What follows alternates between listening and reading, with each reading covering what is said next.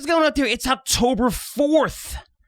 I'm friend Curzio, the Wall Street Unplugged podcast where I break down the headlines and tell you what's really moving these markets. So I bought a new car for my wife this past weekend for her 50th birthday. And as you know, every one of you know this, when you buy a new car, or a car in general, you always get screwed. No matter what, all the time. No matter how prepared you are, all the research you do, you always walk out of there, you're like, shit, they took me. Every single time. They always find a way to get over on you. That's their job. And over the past 2 years, it's gotten worse since there's only a few cars that are on these lots for you to buy now. If you're going to order a car, minimum 9 months. I don't know what it is right now, but still going to these lots, there's hardly any new cars on them. And I know because there's a specific car, which is a Lincoln Navigator, which we had in the past that we leased, that we really like, and that's what we're looking for. We're looking to buy it, and I was calling dealerships pretty much for the past month. Nobody had them in stock. So one in Jacksonville actually had two in stock, and I called them. They said, one's gone already. Try to come today. It was Saturday. If you can come today, he's like, we got a couple people looking at it from other states. And there's so much demand right now that people are willing to buy these things without test driving them and buying them as is. Right, you're not going to get the car of the color you want, or larger rims, or hands-free driving, bells, whatever you want. It's not personalized. You kind of have to buy the one that's on the lot, right? And that's what happened to me when we bought our GMC Yukon Denali, which is 2021. We bought it around 16 months ago, and we had to buy the one on the lot. There was 3 of them there. We went there. We were choosing. The guy came out and said, "Listen, you were first here this morning, so you could choose whichever one you want, because there were 3 different colors, but I need you to choose because the other 2 are already sold." So we had to buy the one as is. And this truck was fully loaded with stuff we didn't want. And there's 2 massive, I want to say like 20-inch TVs in the back, and they only worked with Androids. I mean, who the hell, I don't know. I don't want to say anything in case you have an Android, but most people have iPhones. How is it not compatible with both? So we had these 2, and they're bulky. They're like ugly. And everybody has iPads now. I don't know why. Yeah, I understand that. I had kids, and yes, that was huge. You want to put those TVs in the back on long trips. I get it. Believe me, I get it. But now everybody has iPads. And, you can get good iPads that are inexpensive now. And you don't have to buy these, big monitors in the backseat for the kids to watch when you're driving. But it was only compatible with Androids. Also, we had this thing called air ride suspension system. So every time you get in and out of the car, and think about if you get gas, the car lifts and goes down.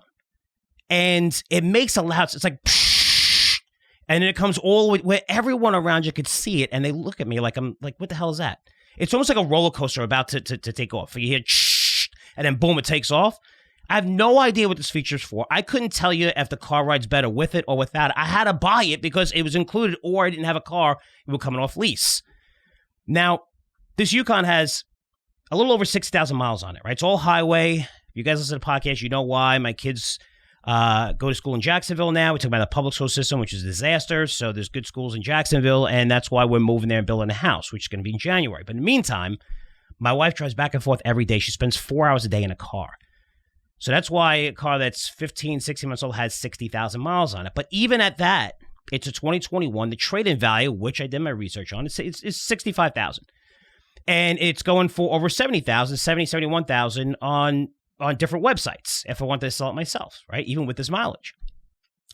So now we go to the dealership to get this Lincoln Navigator. And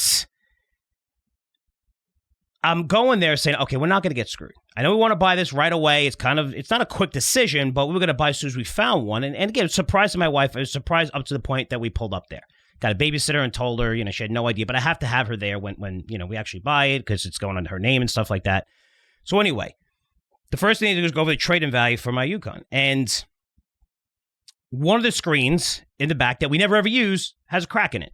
I don't know how one of my daughters did it. I was pissed off. That's a crack in it. So he goes, look, has a crack in it. It's going to cost $3,500 to replace. That was the first thing, right? So I said, absolutely not. No effing way. I didn't say effing to him, but that's what I was thinking. Because the screen is cracked. Now, I have an iPhone store, so I know this. When you crack your screen on your phone, you don't buy a brand new iPhone, right? The screen is $100 and something. That's why the store does really good business. And I have 2 people managing it. I don't have to do anything with it. But and I told him, I said, there's absolutely no way. I said, I'm not replacing the whole thing for an Android no one's ever going to use. And he wanted to charge me $3,500 to replace that. And I was like, absolutely no. No way. So I said, I'll fix it. And then he comes back and he says, you know what? It's only going to be $900. So that was the first time that they tried to get over on me. Then they tell me the trade-in value will give you $57,000. And they give me this sheet, like just with line items, like a couple line items showing how much it's going to cost minus the car that I'm purchasing and this and that. And it's going to come to 57. And it was just, I just looked at it quickly and I'm like, no, I don't want to sell this thing $8,000 less. I mean, I could probably sell this myself because everyone's dying for cars right now because there's none in the lots. And I have a couple of people in my town that I know that, two separate people that could sell this. And I'm sure I can get more than what they're offering, right, as a trade-in. So, I mean, there was like an $8,000 difference. That's a massive difference. It wasn't like $2,000 or $1,500. I'm like, whatever, right? So, just do it because it's going to be a hassle to do it, whatever. But I mean, that much lower you would come into me, that much lower in a market where it's pretty easy to sell cars right now because there's none on the lots. So I was really pissed off because I saw on the site that they go in for $70,000 with that amount of miles. And, basically I should be getting at least 65 for this thing. They want to give me 57. So that was the second time. And here's where things get interesting. So I tell them, look, I'm not trading in my car, forget it. They're like, oh, okay, so you have to pay for the whole car, and I'm paying for it in cash. So I'm like, okay, I'll pay in cash, and I'll sell this car a different time. So then they tell me their bank, which is Ford, pretty big company, that they can only accept a check for a certain amount at one time. And I said, why is that? I said, you could check the credit. I could show you the balance of the account I'm taking the money out of. You could see it. I said, you have my address. You have everything. If I don't pay, you can come take the car. You have the keys, whatever, right? Doesn't matter. And it's just a whole thing, right? It's kind of like, whatever. I even said, listen, I'll write you 2 checks, one for the amount up to what I had paid for and one for the difference. They're like, nope, you can't do that. He said, how about you finance the car? I don't know if you saw what financing rates were. They're 1.9% in January. If you have great credit, it's 5% now. If you have average credit, it's 7%. That's the average car loan right now, 7%. Right? Something to think about if you own auto stocks. So I said, no way. I said, I don't want to finance this. Absolutely not. I'm not financing it. So I called my bank, and we went there really late. It was late in the day when we went there because I called him like 3:30, like, make sure you can get here today. And he wasn't lying because somebody else actually had the keys showing someone the car when we went there. And there was another person from another state that was looking to buy it, and they were just waiting for a call back for the whole afternoon, and he never called. So I'm calling the bank. We get there late, and it's running really late. Now it's like 9 o'clock, right? We got there at 7. I think it's like 9 p.m. And I happened to call my bank and say, listen, could we take this out through my debit card, the full amount? And it had to go through like 7 checks, right? It took an hour, which is fine because it was a lot. So I went through 7. So that was like another hour. So it was sitting there. It's like 10 o'clock now. It's getting late. And now after the dealership, you're like, okay, I'm buying it. Got the bank to approve it. Okay, they'll send you the full amount for the car. Now you go to the finance guy, right? Everybody goes to the finance guy. And this guy is like, the guy's been selling, he's a great salesman. He's awesome. And I'm talking to this guy. He's a really nice guy. He's cool. He knows about stocks. He knows about everything. We had to give our license a test drive. So, right away, they're doing research on everybody, right? They want to make sure, like, okay, you're purchasing a car, a nice car, that's what I would do. That's what everybody does, right? They're probably Googling you or whatever, right? So I guess he knew that I was into stocks or whatever. He's talking to me about stocks and the Fed, and he was educated. It's really cool. And this whole conversation going on 2 hours while, we're waiting for my bank to approve this stuff. So now it comes to the incentives and all the add-on stuff, right? And all the add-on stuff is usually BS. If it wasn't, they wouldn't be offering it to you, right? So they're like, oh, for this, if you have the car more than 3 years, you get this and this. And I was like, I don't want anything. The manufacturer warranty is fine. I'm probably not going to have the car for 3 years. I'll probably wind up trading it in and getting something else after 3 years, which we normally do. I don't want anything, nothing. They're like, you sure? This is a great patent. No, nothing. I don't want anything, right? Because a lot of times they'll say, oh, if you're financing, it only adds $5 to your payment, your monthly payment of, 8 years. And next thing you know, you're paying like $3,000 for something that you're probably not going to use and you totally forget about. So anyway, I was like, no way. So, again, you could see that they're like, oh, okay, because they make a lot of money of those things, right? I'm sure they make a lot of commission on them. So I'm ready to sign a contract. As I'm going through the contract, I'm signing, and all of a sudden he makes me sign this sheet that showed $1,500 in extra charges for, extra tire wear for after 3 years, and it was something else. And I was like, I don't want any of this. They were like, oh, well, we showed this to you already. You agreed to it. And they showed it to me, interesting, when they did the trade-in value of my car, when I didn't agree with it. And they showed me it was on a sheet in 2 lines showing like the expenses and everything, how much they'll pay for the car, and then how much you owe. And, it was really quick, but the first thing I saw is that you're only going to give me $57,000. So I'm like, no, I'm not taking it. So I didn't even look at anything else. But they stuck those 2 extra things into there before the trade-in value, an extra $1,500 that I really don't need, that they expected that I was going to get on the new car without asking me. And they say, hey, just with these 2 things, like, it just went over. They didn't explain it to me. And I was pissed because that's fucking shady, and I hate shady stuff. Don't be shady. I mean, I get it. You're there. You want to sell me. You want to, make commission on whatever. I get that part. Okay, that's fine. But don't be shady. And that was the shady part of it.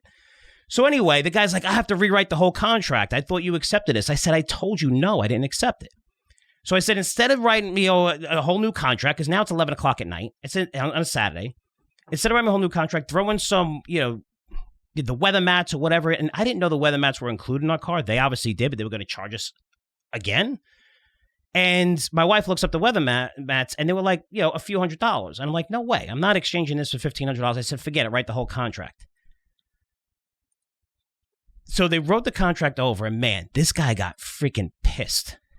And it was late, and he was pissed, and he's writing this whole contract. I mean, he was so pissed. It was weird because I was having a great conversation with him, but he was so pissed that when we walked out, and then we went to the salesman guy again, and he's like, oh, I'm in the process of getting those mats. Keep in mind, you're in a dealership. There's no one in there except for maybe 3 people now. There's no one in there. And the guy yells from his office, no, don't give them the mats. They're not getting the mats. I turned around like, relax. I was like, he shook my hand and shook my wife's hand and just left. And this whole entire process, right? So, and it ends up like, if you're not paying attention, you're going to get screwed for like $12,000, $15,000. By the time you do the trade-in, a lot of these add-ons I didn't want and stuff like that. And I'm like, holy shit. But, it's a few things to take note of why I'm telling you this story. One is, it's the new way of the world, right? In so many industries. Once the sale is done, they don't really give a shit about you. It's probably why you never really go to the same car salesman more than once when buying a car. Very few people do. I don't really know anyone that does. And yes, there might be years in between. This time, it was only 1 year in between. We're giving up this car because we're not crazy about this, right? We were forced to buy this car because of the lease. We paid a lot because, we didn't have any incentives on it because there was none in the lot. And we just really didn't like it. It wasn't as comfortable. So now we get the car and we're leaving. And me and my wife talking about it. It's like, it's so weird when you look at anything you purchase. Because anything you purchase, it's like, once that sale, right? They give you the sale and they shake your hand. That's it. It's like, okay, on to the next client. That's it.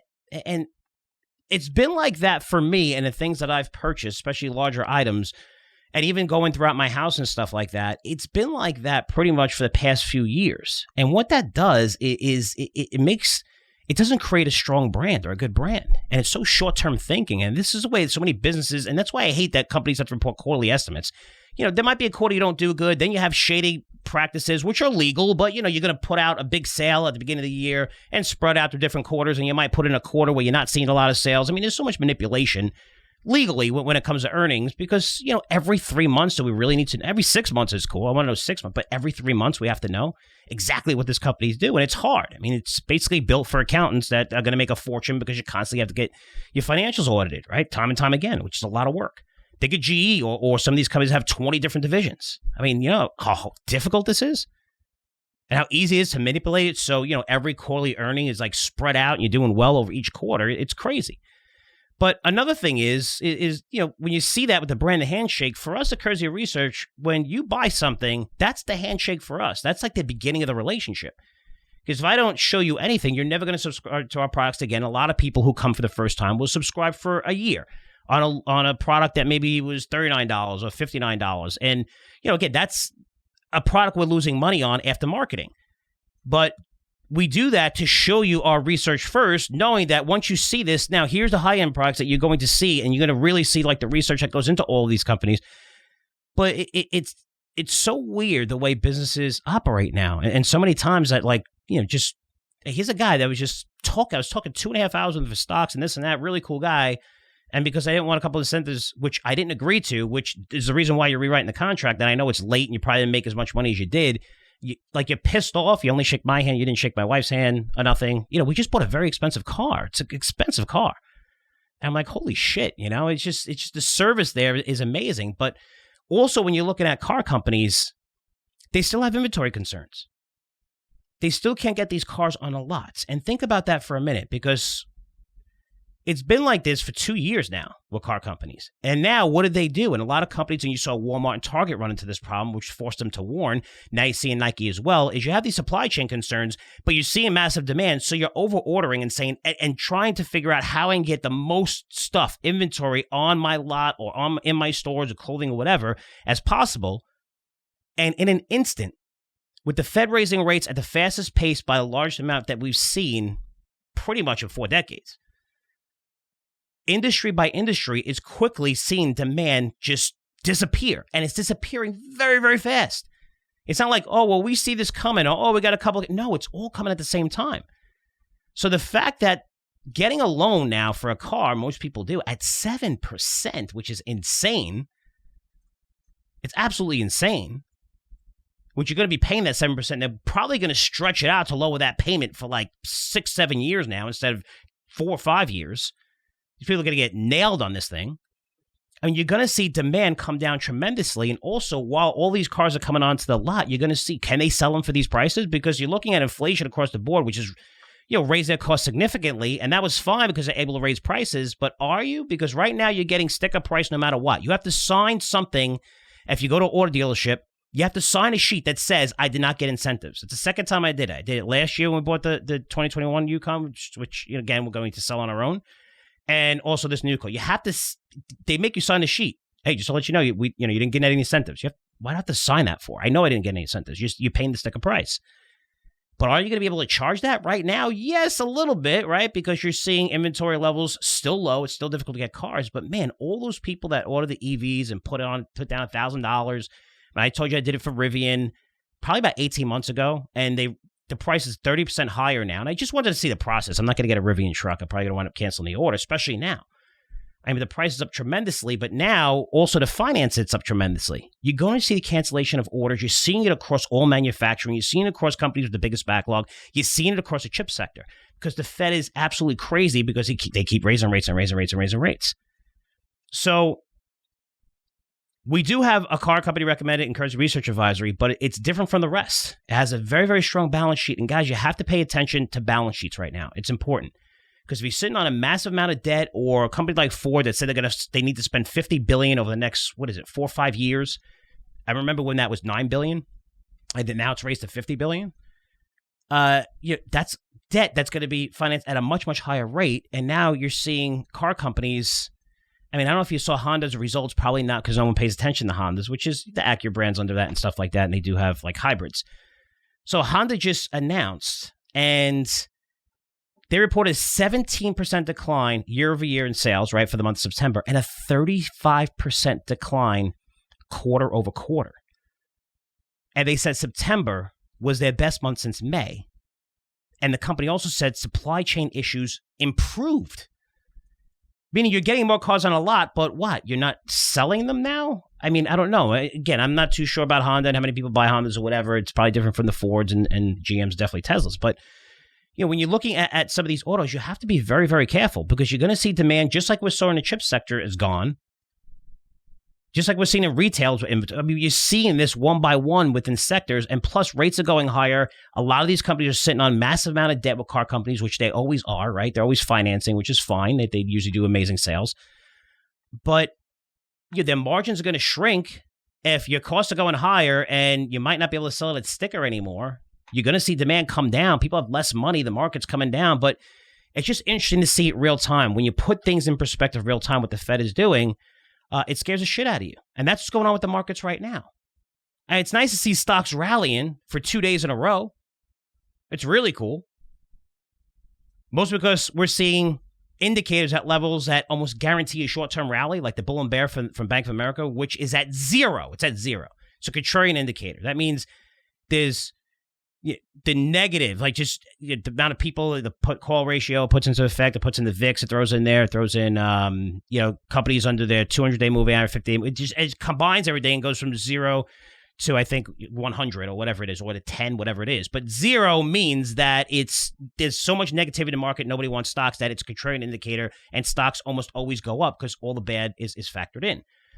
Now, when you look at that indicator, it's been at zero, I think it was like 8 or 9 times dating back the last 20 years. And it's the ultimate buy signal. Almost every single time we hit this level, it might be there for a little while, but stocks roar higher.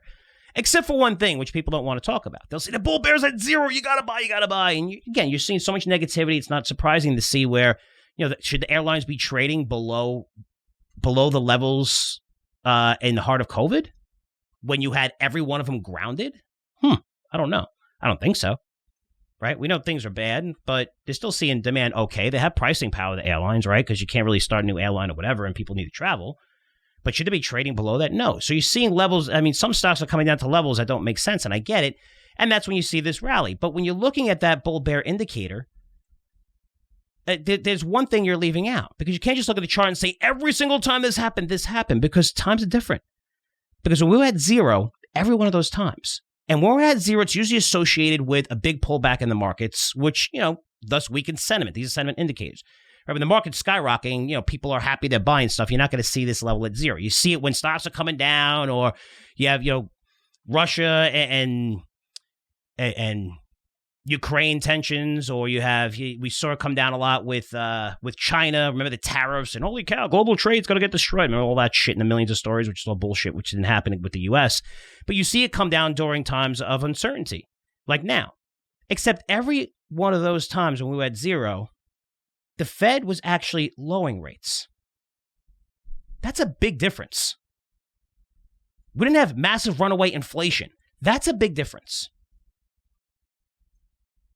So when you see the markets and they're crashing, where we're down over 20%, and we have a Fed that's aggressively raising rates, not only that, it's going to continue to tighten for another 3 to 6 months. It's insane when you think about that. If somebody told you that in economics, they would slap you in the face and be like, that's never, ever going to happen ever, no matter what. No matter what, that's not going to happen. Maybe saw a little bit of this in the 80s. But not like this. So I think it's going to be short-lived. Maybe we have a good week, 2 weeks, but the CPI number is going to be released, I think it's the 12th to the 13th, around there. And it's going to come in hot again. Goldman Sachs just came out with a report predicting it's going to reach a new peak for September due to, higher food prices, rent staying stubbornly high, which they're going to stay high. We all know that. Meaning, we're likely to rally into the October 12, 13 CPI reading, which is going to be followed by retail sales the next day. I think that's the 14th, which is also probably going to come in a little bit hot since this is lagging data. It's lagging data still showing that we have inflation. But what is it going to do? It's going to reinforce the Fed and Powell and say, hey, we're still seeing inflation. We haven't controlled it yet. And they're going to continue aggressively raising rates through this year, likely into next. Now, I hope 100% that I am wrong on this call, because $36 trillion has already been wiped out of the global stock and bond market. Already. That's the biggest loss in the history of the market. $36 trillion. We're talking about what, in 6 months' time? The housing market is frozen. Retailers are sitting on record inventory, and they're having trouble selling it even at lower prices. Look at Nike. I mean, it's very rare that you see a major retailer. Walmart did a great job of this. When you have a lot of inventory, especially when you're a retailer in apparel or Walmart, it's seasonal, right? So when you have a lot of inventory, you got to sell that shit right away. Sell it wherever you have to. If you're a clothing retailer, throw it into TJ Maxx, throw it into Ross stores, the resellers of sellers. Throw it into those guys and get rid of it. You got to get rid of it. But Nike's inventory was up 23% last quarter. And this quarter, it was up 44%. Like $9 billion or something. That's why the stock got destroyed. What are you going to do with that inventory? You're going to have to lower prices considerably. But did Nike think like, hey, we're Nike, we don't have to lower prices? When in reality, as someone who bought sports shirts and played sports my entire life, there's really not too much of a difference between buying a Nike dry fit shirt or Under Armour dry fit shirt, or even Russell, whose brand I thought was nothing for a while. But even, I mean, if something's $12 compared to $25, which is, Under Armour wants to command that price for t-shirts that you work out in, so does Nike, you're going to have to lower your prices, which is deflationary. But 36 trillion wiped out. The housing market is frozen. You look at the inventories. Look at the UK. I mean, if I look at the UK, where people are making fun of the UK, what did you expect the UK to do? And they were forced to intervene because pension funds are receiving margin calls. You can make fun of them, but they were forced to intervene of what's going on right now. And you look at the U.S. and we're going to hurt. Look at the rest of the world. The reason why the dollar is surging outside of the last 2 days. Credit Suisse is talking about having plenty of liquidity. We have plenty of liquidity. Note, when a bank has to come out and say they have strong liquidity position, it means they don't have a strong liquidity position. There's no bank that comes out and says that unless it's not true. I'm not telling you that Credit Suisse is going to fall, but I'm just saying that for a CEO to have to come out and say that, watch out. Look at the chip sector. Went from boom to bust in like 3 months. We're building $4 billion to $10 billion fab facilities, and all of a sudden we're like, whoa, what happened to demand? And we look at the last 2 75 basis point hikes, not even factored in yet. Look at freight prices for ocean shipping, down 80%. When you look from Asia to West Coast routes, that's 80% you're down. Remember the big bottlenecks and the prices going through the roof. They're down 80%. That's a clear sign demand is not just slowing, it's disappearing.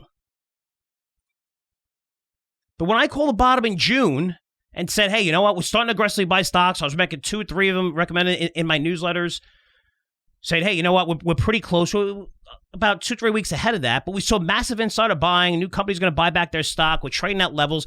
This was under the same assumption of which is driving the rally in the past 2 days. The assumption that the Fed has to stop raising rates immediately. Otherwise, it's going to cause not a recession, but a depression. We're seeing the cracks. They're everywhere. They're going to get worse, and you're not even close to stopping. But what scares me is they only look at the CPI and jobs data. Those are the only 2 things they're looking at. Both are lagging, and both are going to continue to show that inflation is not peaked. Which means if the Fed's looking at those 2 indicators, what are they going to do in a week and a half from now, a week, whatever, that they're going to see these 2 indicators, and the market's going to turn immediately. Because it's suggesting that they're going to continue to raise rates into next year. This rally is suggesting that the Fed is done. I thought the Fed would be done. Companies thought the Fed, they would be done. That's why they were buying at their fastest pace, I think, since 2009. Insiders were buying. Now companies not only are warning, they're removing their guidance because they have no idea what the Fed's going to do. The earnings estimates for next year for 2023, and I've never seen this. I've never seen this in my 30-year career, this kind of range. They range from growing 10% to declining by 7% for 2023. How do you invest? How do you, as a company, when it comes to CapEx, there's a reason why you're removing guidance. When you see demand surging beyond belief because you're printing money like crazy, after COVID, everything opens up, and now, you're investing accordingly, and, just like a light switch, demand just shuts off immediately. How are you looking, if you're a CEO, how are you investing over the next 12 months? You know how difficult that is? Of course you're going to have to remove guidance. There's a lot of companies that are going to remove guidance. They should remove guidance because they have no clue. Usually, okay, you'll see demand slowing. It shows up over months, and we see certain sectors. They have all AI all over this shit, all these companies, for 10 years. That's what AI is. Any new company that tells you, we just started a new company and it's going to have AI, sell it because it's bullshit. AI is tracking data over a long period of time that's going to give you predictive results. That's what AI is. And all these companies, these major companies, have AI all over their systems and social media AI all over their systems. That's why they're able to predict exactly what you're going to do tomorrow, a week from now, a year from now, and they are removing guidance because they have no idea, 100% because of the Fed. Because they're like, the Fed just can't keep doing this. But if they're looking at those 2 indicators, the CPI and job market, they are going to continue to raise rates. And that's scary because the expectations for short-term rates, which are 3.25% right now. So expectations of the short-term rates to average 4.3% for the entire 2023, 4.3%, that's how much higher we're going. If that's the case, everyone should sell their stocks and put your money into the 2-year, which is yielding twice the S&P 500 right now with 0 risk. Why wouldn't you do that at 4%? It makes sense. Was it Robinhood, I believe, that just came out and said you could earn 3% or 4% on your money market account or whatever, and you're trying to get more assets in there? By the way, they're hosting a conference in a couple of days. They have one of the biggest lineups I've ever seen for any conference, Robinhood. Interesting. Larry Fink, Ken Griffin. There's a ton of huge. David Einhorn's going to be speaking there in a couple of days. I mean, it's being hosted by JP Morgan, but it's Robinhood. This is where they try to get those assets in there.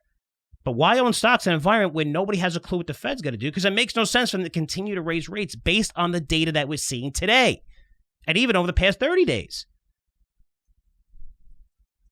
You say, Frank, sell all your stocks. Why are you holding stocks for your portfolios? Exactly why the market's going up today.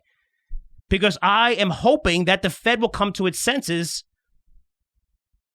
And when I say come to its senses, I'm not talking about easing. That's a pivot to me. You're not going to say, oh, well, we're going to ease. No, just stop. Stop raising rates for a while. This way, the last 2 75 basis point hikes make their way into the system over the next 3 to 6 months. That makes sense. You need to see what happens. This takes time. There's a reason why when you predicted, all the firms were predicting in January, oh, there's going to be 4 rate hikes. They didn't think they had to say 50 basis, 75. They all assumed there's no way we're going to raise more than 25 basis points because nobody does that anymore. No one did that for years and years and years. Maybe you get a few 50 basis. I think that was 2008, 2009. But it's 25 basis. Why? Because these things are very powerful. These hikes or cuts of 25 basis points are extremely powerful and they take time to go through the system. When you raise by 75 basis points for 3 straight quarters and you're going to continue with another 50 basis point increase, and then you're going to go into we're supposed to hit 4% by year end and then go even higher into next year and average 4.3%. Look what's going on with the markets right now. The S&P before this 2-day rally was down, 23%? Its highs? The NASDAQ getting annihilated? And look at countries all over the place where the UN has to come out and say, listen, Fed, could you do me a favor? Stop raising rates because you're destroying every country right now. Every country. Everyone's in so much debt and you're raising rates incredibly and you're not even giving them a chance to factor in. That's why I said all these guys should be fired. They have absolutely no clue. They're unqualified to manage in this environment, especially when the power that you have is to destroy the global economies around the world, which impacts lives, the health, life and death. I'm not exaggerating when I say that. And with food prices and energy prices and things like that. So the rally right now is based on, we saw enough. The Fed has to stop. 35 trillion wiped out of the freaking markets. How much more can the Fed go? But yet, I thought that would be the case. The Fed would stop a while ago. I thought the Fed would stop last quarter without the 75 basis point hike or raise 50 basis points and say, that's it, we're done. That's what I was expecting. I think stocks would have rallied on that. But to go 75 basis point and almost a point, which is, a 33% factored in going into that last meeting. And now you're still pedal to the metal and every single Fed president come out saying we haven't done enough yet to control inflation? Holy shit. So it's all up to the Fed. That's why you have to be a little bit invested here because those stocks are going to take off if the Fed does its job and says, okay, enough's enough. And that's why you're seeing these rallies. Hopefully it won't be short-lived, but I think it will because when we see the CPI in a week from now and we see retail sales being strong, job data's on Friday. Again, those indicators are not going to show that inflation is, they're not going to show what the manufacturing index showed, what was it, yesterday. They're not going to show that manufacturing is crashing completely and all these companies are warning and removing guidance. Those indicators are not going to show that, but those are the ones the Fed looks at. So let's see what happens. A lot of confusion, a lot of uncertainty, and like I always said, uncertainty is the death of stocks and equities. If you have uncertainty, you're going to see stocks go down every time. And right now, we're in an uncertain environment. This rally is based on hope. I'm hoping as well. If the Fed takes a step back, you don't have to cut, and you can even raise further. But just sit back and wait. That's what you need to do going into November. If you say, okay, let me sit back and wait, you have China coming out that's going to say, okay, no more, no bullshit COVID policy. We're going to let people actually, hang out and buy stuff, and it's okay if they have a little bit of a cold, which COVID is for most people. We're fine, especially if those who are vaccinated or whatever. Don't want to get political on you. But once they open up, that's a growth engine. If you get that and the Fed saying we're going to wait and see, you're going to see a nice rally in stocks from here of 10 to 15%. If not, we could see a crash beyond belief this month if the Fed comes out and says that, hey, you know what? We're not stopping. If the CPI, remember the data going into the next meeting, which is early November through October, if all that data comes in, not all of it, but CPI is going to come in higher, jobs going to come in higher, retail sales are probably going to be a little bit strong. Those are the 3 data points the Fed's going to use in order to go into November to say, hey, we're going 50 basis point hike. All of them are going to be strong. What's going to change the Fed's mind? I have no idea. It's going to be an ultimate crash in stocks, especially since right now, if you're looking at, there's very few buybacks. Companies aren't buying back stock right now, even though these have the massive buyback announcements. They're not buying back stock because they don't know what's going on next year or next few months. And you're going to have massive tax loss selling, which a lot of the hedge funds have to do. All the hedge funds, all the mutual funds have to do before October 31st. And what are they going to do? They're going to sell at the lows. With companies at the lows that you think are cheap, like airlines, they're going to sell them at the lows. All that's going to take place. Let's see if something changes the Fed mind. Again, I'm hoping I am wrong on this prediction because this hurts everybody. This hurts everybody unless you know how to play the markets from the short side, which now finally we're starting to see strong demand for Jenny's product, which is money flow trader. And it's not hedging. It's her booking 100% plus gains in months because everything's crashing and keeps continuing to crashing. So if the Fed is going to continue to bring rates higher, you think things are bad now, wait. That's a newsletter you want because it's not just going to hedge and it's not like you're putting in cash. You're making a fortune. Well, the market's coming down, leaving you with a massive cash pile. This whole pile of cash that you could invest in assets that are going to be trading at pennies at a dollar. That's how you invest. That's how you become extremely, extremely wealthy. That's how you create generational wealth, by doing it. Not by investing in the highs, having a ton of cash at the lows to buy the best assets at cheap prices because they're being sold off because we're in this massive deleveraging process that's likely going to continue as the Fed continues to raise rates. Let's see what happens. So guys, any questions, comments, feel free to email frankcurzioresearch.com. I've gotten a lot of emails in because we set up a 3-month, very, very low price trial for Money Flow Trader. And a lot of people say, okay, I'll try it, which is good because if you like it, at least it's going to teach you how to buy puts, how to make money when things crash, not just protect yourself where you can put your money in your cash if you want. But now we're seeing a lot of demand because it is a very expensive product, one of our most expensive products. And I know it's a tough market. So we created a special offer for 3 months. We're getting lots and lots of people come in for it, which is great. And again, after 3 months, I'm sure a lot of you are going to subscribe to for the year. If not, at least you educate yourself on this, following Ginia, because she's one of the best in the industry at this. And her performance is probably a newsletter, hedge fund. I haven't seen anyone even close to the performance she has in this newsletter. So I'm proud to have that under our umbrella. If you're interested in subscribing to that or seeing that to get more information on Money Flow Trader just for that 3 months. Again, we don't ever really do that, as you know. So just 3 months because of the conditions and everything. But I want you to learn as much as you can about this, and that's the easiest way to do it. But if you're interested, email at frankcurzioresearch.com. Really appreciate all the support, and I'll see you tomorrow at Danny. Take care.